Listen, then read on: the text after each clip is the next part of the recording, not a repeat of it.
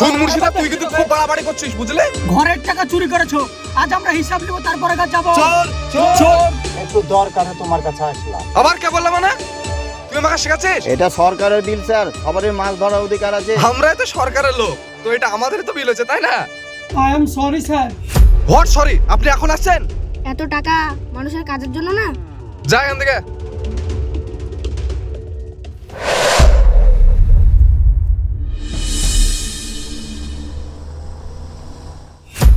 ওই দেখ শালা চোর নেতা আসছে। ধর, ধর, ধর, ধর, ধর। এই দাঁড়াও তুমি। এই থামো, থামো, থামো। বেরিয়ে আয়, বেরিয়ে আয় শালা। চোর বেঈমান। বেরিয়ে আয়, চোর। এই শালা, শালা। গাড়ি কে ছাড়।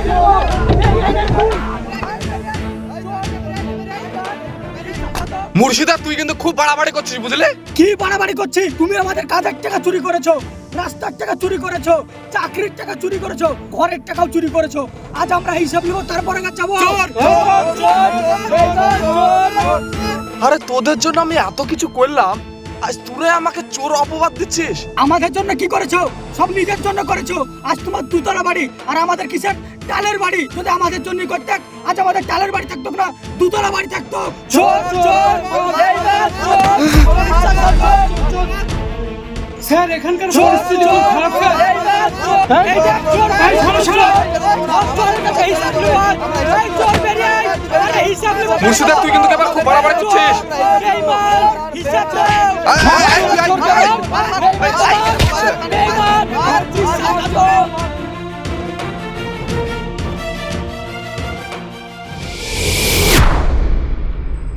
আজ দুটো মাছ পেলে ছেলে মেয়েকে ভালোভাবে খাওয়াতে পারতাম। দেখি কটা মাছ পাই আজ। ওই, এই বিলে কি করছেন? চলেন উঠান। এই বিলে এখন থেকে আপনাদের আর মাছ ধরা হবে না, বুঝতে পেরেছেন? এ কি বলছেন স্যার? এই বিলের মাছ ধরে আমাদের সংসার চলে স্যার। আরে আপনি মাছ খাবেন, টাকা দিবেন না, তা তো হয় না। মাছ ধরতে গেলে আপনাকে টাকা দিতে হবে, তারপরে আর মাছ ধরতে পাবেন। এটা সরকারের বিল স্যার, সবারই অধিকার আছে মাছ ধরার। এই মাছ ধরে আমরা সংসার চালাই। সরকার মানে? আমরাই তো সরকারের লোক, তো এটা আমাদেরই তো বিল হচ্ছে, তাই না? দেখছেন স্যার, দেখছেন আপনার সামনে এরকম করে বলছি, আপনি কিছু বলবেন না স্যার? আমরা সংসার চালাবো কি করে? সরকারি জায়গা, সরকারি এটা দেখভাল করবে। আজকের পর থেকে এই বিলে কেউ জাল ফেলবেন না। এই দেখুন, কোর্টের অর্ডার আমার কাছে চলে এসেছে। এরকম এরকম করবেন না স্যার, আমাদের ছেলেপেলে না খেয়ে মরে যাবে স্যার। এরকম করবেন না স্যার, এরকম শোনেন, আপনাদের এই কান্না না, আমাদের সামনে কান্দেন না, আমরা ইমোশনাল হব না।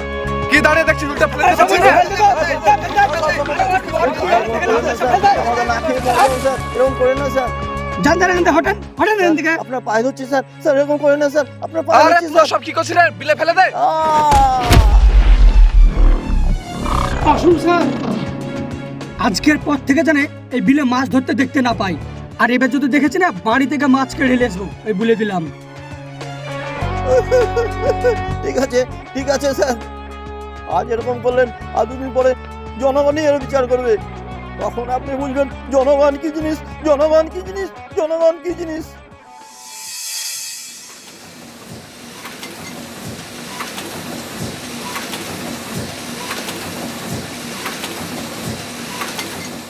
কাজগুলো ভালোভাবে কর, দেখে শুনে কাজগুলো করবা, ঠিক আছে? এই তাড়াতাড়ি লোড করো, দিয়ে ঢালো, তাড়াতাড়ি নিয়ে যাও। ওই ওইদিকে রাস্তাটা ঠিকঠাক করে দিস, তাড়াতাড়ি কাজ কর।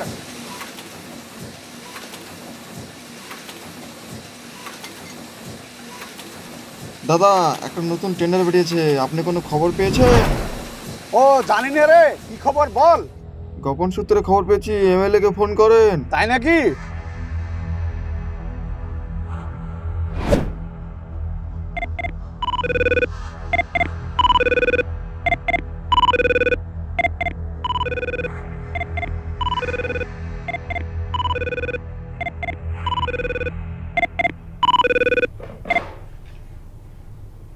হ্যালো স্যার, আরে বলুন কন্ট্রাক্টর সাহেব। একটা কথা শুনলাম, নতুন টেন্ডার নাকি বেরিয়েছে স্যার। হ্যাঁ, কাজ এসেছে একটা। ওই কাজটা স্যার আমার লাগবে। কাজ তো পাবেন, কিন্তু নিয়ম কানুন গুলো জানেন তো নাকি? কি নিয়মটা বলুন, নতুন নিয়ম হয়েছে নাকি আবার? হ্যাঁ, ঠিক শুনেছেন, নতুন নিয়ম। 2 কোটির কাজ এসছে, 2 কোটির মধ্যে আমাকে 1 কোটি দিবেন আর 1 কোটির কাজ করবেন। আরে সর্বনাশ স্যার, একবারে 50-50 হয়ে গেল। 50-50 নিলে কাজ করবে কি করে স্যার, একটু কনসিডার করুন। আরে আপনি বালু দিবেন না পাথর দিবেন না মাটিতে ঢালাই করবেন সেটা আপনার ব্যক্তিগত ব্যাপার, যেগুলো আপনাকে বুঝে দিতে হবে নাকি? ও আচ্ছা ঠিক আছে স্যার, কাজটা আপনি আমাকে দেন, আমি সব দিক ঠিকঠাক করে দেবো। আচ্ছা আচ্ছা, অফিসে এসে সইটা করে নিয়ে যায়। Okay sir.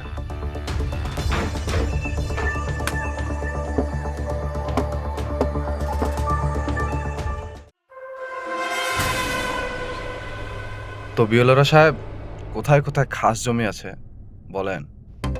নদীর ধারে কয়েক বিঘা জমি খাস পড়ে আছে, বাজারেও কিছু জমি খালি আছে।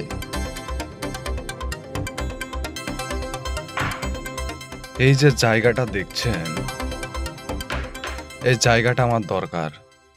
এখানে যদি আমি বড় বড় বিল্ডিং তৈরি করতে পারি তাহলে জমি জায়গার দাম আকাশ ছোঁয়া হয়ে যাবে।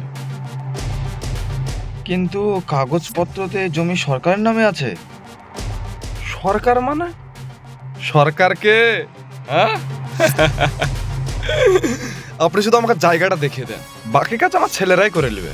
যদি লোকজন প্রতিবাদ করে এর জন্য দায়ী কি হবে আপনি জানেন? লোকজন আমার, পুলিশ প্রশাসন আমার, দুই দিকে একটু ঝামেলা হবে, তারপরে এমনি ঠিক হয়ে যাবে। আমার মানে? বিএলআর সাহেব, আপনি চিন্তা করেন না, আপনার পার্সেন্টেজ আমি আপনাকে ঠিক দিয়ে দেব। আর জায়গা জমি যদি বিক্রি হয় সেই ভাগ তো আলাদা। তাহলে আপনিও কোনো চিন্তা করেন না, আপনার কাজ হয়ে যাবে। হাত মেলান। ক্ষমতা যার, জমিদার। এমএলএ সাহেব, তাহলে আমি আসি এখন।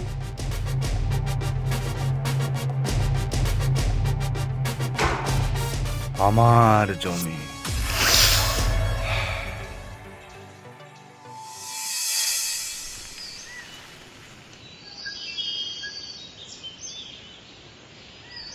এই জাহাঙ্গীর, কোথা থেকে আসছিস? প্রধানের কাছে গেছিলাম। প্রধানের কাছে বা কি করতে? ওই আমার ছেলে বিদেশ যাবে, তাই সইয়ের জন্য গেছিলাম, তাই 500 টাকা লাগবে তাই বলছি। 5,000? আমি গরিব মানুষ, কোথায় থেকে দেবো? সে তো ঠিকই। আপনি যখন ছিলেন তখন তো কই কেউ কিছু টাকা চাইনি তো। হ্যাঁ, আমি তখন তো ক্ষমতায় ছিলাম, এখন তো ক্ষমতা নাই, ওরা আমার কথা শুনবে? আপনি একটু দেখুন চেষ্টা করে। ঠিক আছে, বলছো যখন চেষ্টা করে দেখছি। হ্যালো, হ্যাঁ, আপনার কাছে একটা গরিব ছেলে গেছিল একটা সার্টিফিকেট জন্য, আপনি বলে 5,000 টাকা চেয়েছেন। আবার মিথ্যা কথা বলছেন? হ্যাঁ, হবে না, আপনাকে মজা দেখাচ্ছি আমি। এই এমএলএ কাছে চল তো, দেশে আইন কানুন বলে কিছু না নাকি? চল তো, চল। ধর। হ্যাঁ প্রধান সাহেব, আমি বেরিয়ে গেছি, কিছুক্ষণের মধ্যে ঢুকছি। এমএলএ সাহেব, আপনি আরে থাক থাক থাক। ভালো আছেন? আপনি এখানে দাঁড়িয়ে আছেন, ভেতরে যেতে পারতেন। কিরে, এভাবে তোরা এমএলএ সাহেবকে দাঁড় করে রেখেছে, এগুলো শেখাতে হবে নাকি তোদের? স্যার, আমি যেতে বলেছিলাম, কিন্তু আপনার সঙ্গে দেখা করবে বলে বাইরে দাঁড়িয়ে আছি, যেতে চাইনি। তো বলেন এমএলএ সাহেব, কি দরকার? একটু দরকারে তোমার কাছে আসলাম। বলেন। ব্যাপার হচ্ছে, ইনি খুব গরিব মানুষ, ইনার ছেলেকে বিদেশে পাঠাবে, ওই জন্য প্রধানের কাছে একটা সার্টিফিকেটের জন্য গেছিল। তো আজকাল নাকি 5,000 টাকা লাগছে একটা সার্টিফিকেটের জন্য। কি 5,000 টাকা মানে? কে চাইছে আপনার কাছে 5,000 টাকা? ওই যে উল্টে ডাঙ্গার প্রধান সাহেব 5,000 টাকা চাইছে। আমি গরিব মানুষ, কোথা থেকে দেবো বলেন দিনই? শোনেন, সরকারের কাজে কোনো টাকা পয়সা লাগে না। হ্যাঁ, মানুষকে পরিষেবা দেওয়ার জন্যই কিন্তু আমরা আছি। কোন প্রধান চাইছে আপনার কাছে? ওই উল্টে ডাঙ্গার প্রধান, আপনি একটু দেখুন। দাঁড়ান। মানুষ বিপদে পড়ে, সেই জন্য তোমাদের কাছে আসে। এমএলএ সাহেব, আমি কিছুই জানি না, বুঝলেন? এরা যে পিঠ পিছে এত বড় দুর্নীতি শুরু করে দিয়েছে। আপনি দাঁড়ান, আমি এক্ষুনি ফোন করছি। কিরে, আমি শুনছি নাকি তুই একটা সার্টিফিকেটের জন্য 5,000 টাকা করে নিচ্ছিস? আবার কে বলে মানে? ধান্দা জুড়েছিস? আমার বাড়ির সামনে এসে বলছে, তুই আবার বলছিস যে টাকা চাইছি না? শোন, এখনো সময় আছে, শুধরে যা, নাহলে আমার থেকে খারাপ কেউ হবে না। লোকটাকে আবার পাঠাচ্ছি, ভালোভাবে দিয়ে দিবি তুই।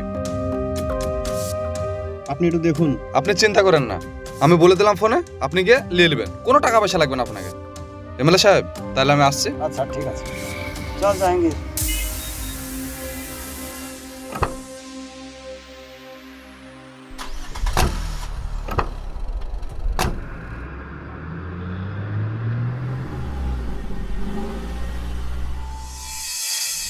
ওই ড্রাইভার থামো থামো থামো, ওই ড্রাইভার থামো থামো থামো, এই থামো।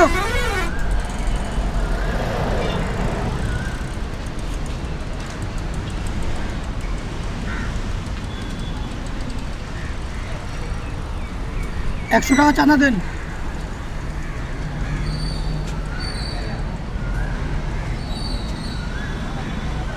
এই গাড়িটা দেখতে হবে এবার।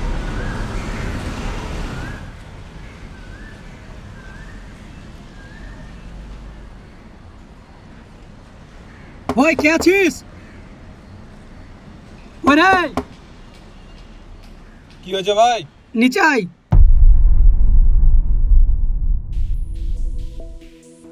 হ্যাঁ বলো ভাই। এই গাড়ির নাম্বার তো এখানকার না, $100 দে। টাকা? কিসের টাকা ভাই? আরে ওই গ্রামের উন্নয়ন করে লেগে গাড়ি পিছু $100 লাগবে, দে। কিন্তু এত টাকা কেন? শুন, বেশি কথা বলবি না, টাকা চাইছি টাকা দিবি, তাহলে গাড়ি এক্ষুনি সিজ করে দেবো, এক পা গাড়ি নিয়ে যেতে পারবি না। ভাই সারাদিনে এত টাকা ইনকাম হয় না। তোর সারাদিনে ইনকাম হয় না তো তুই গাড়ি চালাচ্ছিস কি করে? টাকা দে। চিল্লাছে বেশি। আচ্ছা তুমি আমাকে একটা কথা বলো, এসব টাকা কি তুমি গ্রামের সত্যি কাজে লাগাও? বেশি নেতাগিরি দেখাবি না, টাকা চাইছি টাকা দিবি। আবার তুমি আমাকে গরম করে নেতাগিরি দেখাচ্ছ? তো দাদাগিরি এখানে বের করে দেবো, দেখবি? না তোকে দুধ খাওয়াবে, দাদাগিরি দেখাবি না, দে টাকা দে। দাঁড়া 1 মিনিট।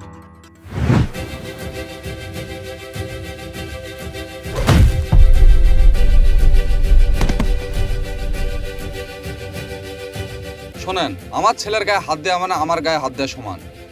আপনি ভেবেন না যে মেরে ও ছাড় পেয়ে যাবে, এর বদলা তো আমি অবশ্যই নেব। ঠিক আছে আমি দেখছি, দাঁড়ান, আপনার সঙ্গে পরে কথা বলছি। এখন কেমন আছিস রে? এখন ভালো আছি। ডাক্তারে কি বললো? ডাক্তারে বললো এখন ঠিক আছে, কিন্তু কিছু ওষুধ লিখে দিয়েছে। ওষুধগুলো কিনতে অনেক টাকা লাগবে, কিন্তু আমাদের কাছে তো টাকা নেই। আর আপনি এত চিন্তা করছেন কেন? এই লেন টাকা, ধরেন। এটা দিয়ে আপাতত ওষুধ কিনেন, যদি দরকার হয় আপনি আবার আমার কাছে আসবেন, আবার দেবো আপনাকে টাকা। দাদা, আমি ভাবতে পারিনি তুমি এই বিপদের সময় আসবা। আরে আমি যদি তোদের বিপদে না আসে তাহলে কে আসবে? আমি হচ্ছে সবার নেতা, জনগণের নেতা। I am sorry sir. What sorry? আপনি এখন আসছেন? হ্যাঁ, এই ছেলেটা যদি কিছু হয়ে যেত তাহলে আপনি কি করতেন বলেন? স্যার আপনি উত্তেজিত হবেন না। আবার উত্তেজিত হবে না? কিভাবে মেরেছে দেখেন। যদি মারা যেত এর দায়িত্ব আপনি নিতেন। স্যার আমি মুর্শিদের ব্যাপারটা আমি নিজে তদন্ত করে দেখছি স্যার। তদন্ত না, আজকের মধ্যে ধরার ব্যবস্থা করেন। আর যদি আমি একবার ধরে ফেলি তাহলে তো আপনি জানেন। স্যার স্যার ঠিক আছে স্যার, আমি অবশ্যই ব্যাপারটা দেখছি। যান। এই এক কাজ কর, আমার গাড়িটা নিয়ে আয় তো, দিয়ে ছেড়ে দে বাড়ি পর্যন্ত। আমার গাড়িতে করে বাড়ি যা।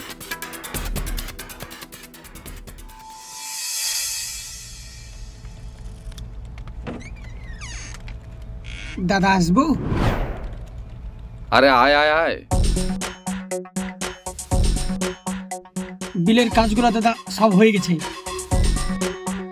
কত আছে? ওই 5 লাখ মতো। তবে একটা সমস্যা হয়ে গেছে, ওই মাছগুলো ধরতে গিয়ে আর লোকজন হঠাৎ থেকে একটু ঝামেলা হয়ে গেছে। আরে গরিব মানুষ, দুদিন মনে থাকবে তারপরে এমনিই ভুলে যাবে। কই দেখি, নিচে রাখ নিচে রাখ। সরি দাদা। আসছি এমএলএ সাহেব। আরে আসুন আসুন, এই তুই যা তো। ঠিক আছে দাদা। এই দেখুন আপনার রাস্তার টেন্ডারের টাকার হিসাব।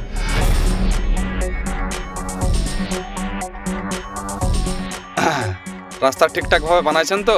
এমএলএ সাহেব, আমি যদি রাস্তা ঠিকঠাক বানাই তাহলে আমি কি আর পুনরায় আপনার কাছ থেকে কাজ পাবো? যাক, আপনার বুদ্ধি আছে, মানতে হবে। বসেন। এই 2টো চা পাঠিয়ে দিস তো। কত আছে এতে? পুরো 10 লাখ স্যার। হ্যাঁ, স্যার আসবো? আরে বিএলআর সাহেব আসুন। স্যার, খাস জমির ফ্ল্যাটগুলো সব বিক্রি হয়ে গেছে। কত আছে এতে? 15 লাখ টাকা আছে স্যার। বসেন বসেন।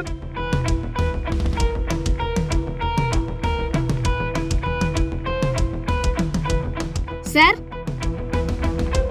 এত টাকা মানুষের কাজের জন্য না? কে রে তুই? যা এখান থেকে।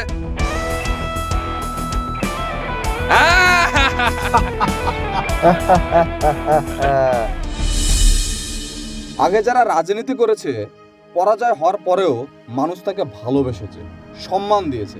কিন্তু বর্তমান রাজনীতিতে কেউ যদি পরাজয় হয়, তাকে উল্টোপাল্টা কথা বলা হয়, চোর অপবাদ দেওয়া হয়। কিন্তু কেন? অবশ্যই আপনারা কমেন্ট করে জানাবেন। সো ভালো থাকবেন, সুস্থ থাকবেন। দেখা হচ্ছে আপনাদের সঙ্গে আবার নেক্সট